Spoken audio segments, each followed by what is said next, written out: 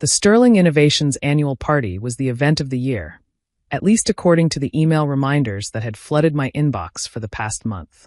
Crystal chandeliers, a 5-course meal, and most importantly, the chance to network with executives who usually stayed locked in their top-floor offices. "Sorry, the main hall is for executives only," the event coordinator said, her plastic smile not quite reaching her eyes as she scanned her iPad. She was new, Brittany or Bethany, something with AB. "Support staff celebrates out there." She pointed through the floor-to-ceiling windows to the parking lot, where a sad white tent fluttered in the December wind. I could see chairs and what looked like a single-space heater fighting a losing battle against the cold. "Support staff," I repeated, glancing down at my employee badge. Alexandra Kim, Senior Systems Analyst. Not exactly entry-level, but apparently not executive enough for the main event. "Anyone below director level," she clarified with that same frozen smile. "Company policy." Mr. Hartwell was very specific about maintaining proper hierarchies at corporate events. Richard Hartwell, our illustrious CEO who'd inherited the company from his father and spent most of his time perfecting his golf swing, while the real work happened 3 floors below his office.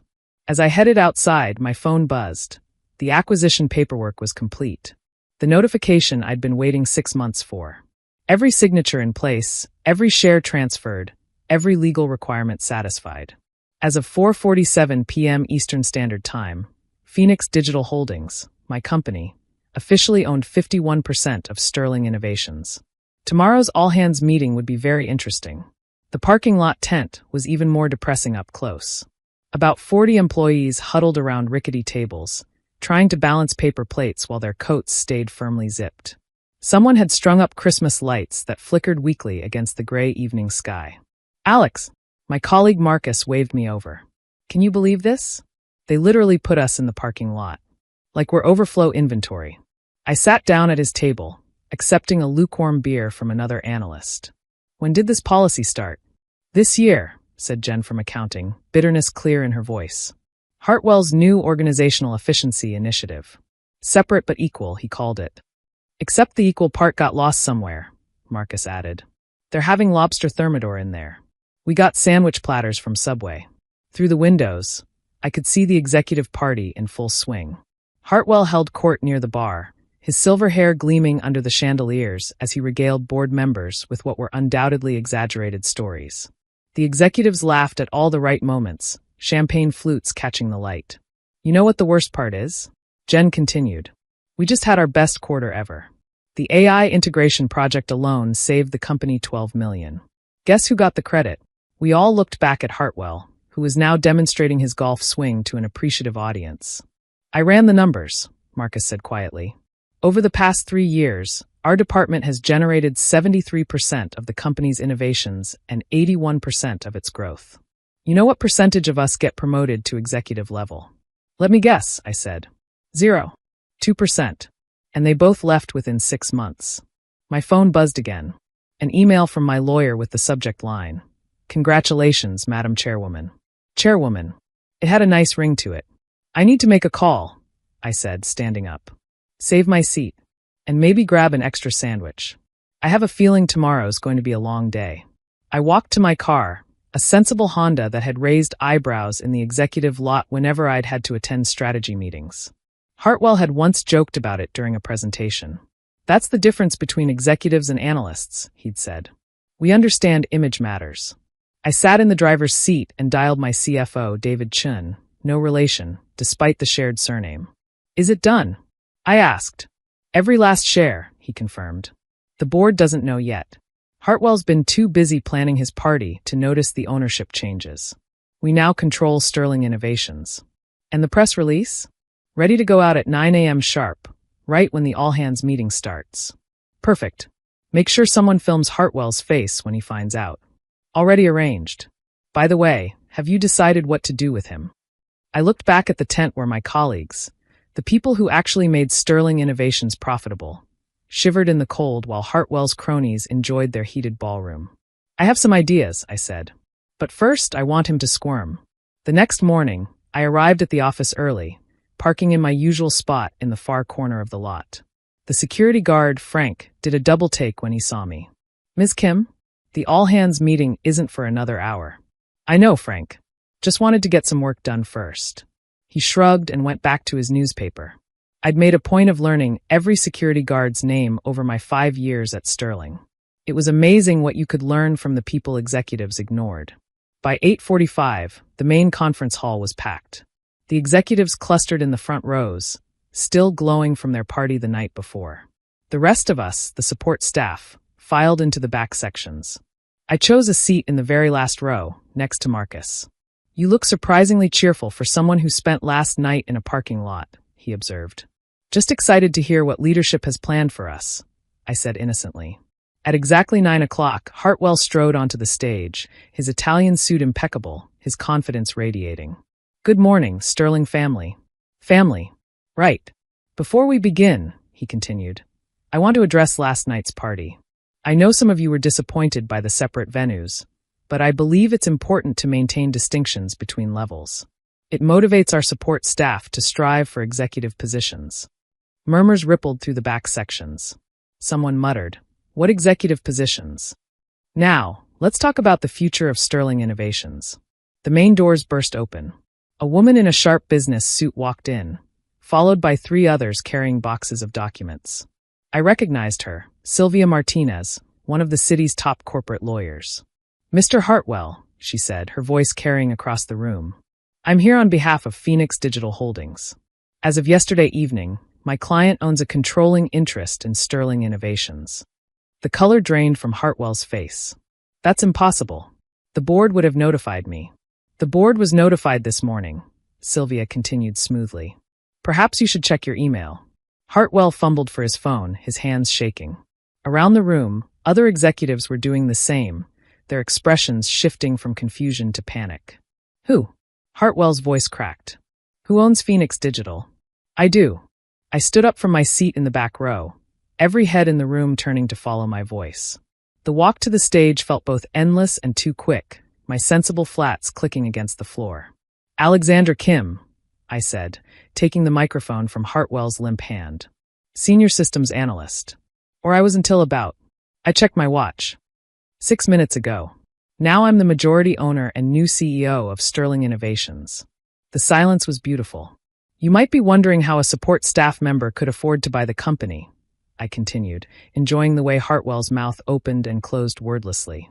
Funny thing about being excluded from executive meetings, it gives you a lot of time to work on side projects. I clicked a button, and a presentation appeared on the screen behind me. 3 years ago, while you were implementing your organizational efficiency policies, I was developing an AI algorithm in my spare time. You might remember rejecting my proposal to implement it here. Too ambitious for an analyst, I believe you said. Hartwell sank into a chair someone hastily provided. So I started my own company. Turns out, other corporations were very interested in technology that could streamline their operations. Phoenix Digital Holdings now has contracts with 60 Fortune 500 companies. Our annual revenue? Let's just say it dwarfs Sterling's. I turned to address the room, making eye contact with the employees who'd shivered in that tent with me. But I didn't buy Sterling for revenge. I bought it because this company has incredible potential being wasted by leadership that values hierarchy over talent. Effective immediately, we're restructuring. The executive-only policies? Gone. The glass ceiling that keeps brilliant minds in support roles? Shattered. You can't do this, Hartwell finally found his voice. I have a contract, which includes a performance clause, Sylvia interrupted. Sterling's stock has underperformed for 3 consecutive years under your leadership. The board can terminate with cause. The board won't. The board, I said, savoring every word, answers to the majority shareholder now. That's me. I looked out at the sea of faces, some shocked, some delighted, many still processing. For those wondering about their jobs, don't worry. I'm not here to clean house indiscriminately. If you do good work, if you contribute to our success, you have nothing to fear. But if you've been coasting on connections, if you've been taking credit for other people's innovations, if you think a title makes you more valuable than talent. I looked directly at Hartwell.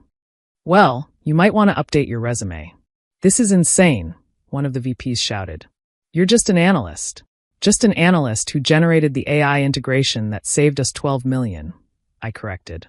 Just an analyst who warned you about the security vulnerabilities that almost cost us the Databrite contract. Just an analyst who's been doing director-level work for analyst-level pay. Marcus started clapping slowly from the back. Jen joined him. Then another person and another. Soon the entire back section, the support staff, the analysts, the overlooked and undervalued, were on their feet applauding. The executives sat frozen, looking between me and Hartwell like children watching their parents fight. "Mr. Hartwell," I said, turning back to our former CEO. "Security will escort you to clean out your office. Don't worry, we've set up a nice tent in the parking lot where you can sort through your things. I heard you believe in maintaining proper hierarchies." As security approached, Hartwell made one last attempt. "The investors will never accept this. You don't have the experience." "The investors," I interrupted, "are thrilled. Sterling stock is up 12% in pre-market trading on news of the acquisition. Turns out, they're more interested in competence than pedigree." As Hartwell was led away, I addressed the room one more time. "We have a lot of work ahead of us. Sterling Innovations is going to become what it always should have been. A company that values innovation over tradition, merit over connections, and results over politics. We're going to promote from within, invest in our people, and show the corporate world what happens when you actually listen to the folks doing the work." I paused, looking at the empty executive section. "Oh, and one more thing. The holiday party next year? One venue, one team. Because that's what real families do. They celebrate together." The applause this time was deafening. After the meeting, employees approached me throughout the day. Some with ideas they'd been sitting on for years, others with concerns about the transition. I listened to all of them, taking notes, making plans. Marcus found me in what used to be Hartwell's office, soon to be converted into a collaborative workspace. "So," he said, grinning, "Phoenix Digital Holdings. You've been planning this for a while." "Since the day Hartwell told me I didn't have executive presence," I admitted. "I figured if I couldn't join them, I'd buy them. And the parking lot tent. The final straw. You don't treat people like second-class citizens and expect them to stay loyal." I gestured to the plaques and awards covering Hartwell's walls, his vanity gallery. "Help me take these down. I want to put up pictures of every team member who's contributed to our success." As we worked, Marcus asked, "What happens to the other executives?" "They'll get the same chance as everyone else. Prove their worth without the safety net of titles and connections. Some might surprise us. Others." I shrugged. "There's always room in the parking lot tent." 6 months later, Sterling Innovations was unrecognizable. The hierarchical structure had been replaced with collaborative teams. The executive floor had been converted into shared workspaces. The parking lot where we'd once huddled in a tent now hosted food trucks every Friday, a celebration for all employees, regardless of title. Revenue was up 34%. Employee satisfaction scores had tripled. And the holiday party? Held in the main hall with everyone invited, no exceptions. Hartwell, I heard, had taken a job at a small firm across town. His new office had a lovely view of a parking lot. As for me, I split my time between Sterling and Phoenix Digital, building something I'd never found in all my years as an analyst. A company culture based on respect, innovation, and the radical idea that the best ideas could come from anywhere. But I kept one reminder of the old Sterling Innovations. In my office, I hung a photo from that parking lot party. 40 employees huddled together in the cold, making the best of being deemed not important enough for the real celebration. Under it, a simple caption: "Never forget where you came from." Because the view from the parking lot? It shows you exactly who deserves to be in the building, and who deserves to be escorted out.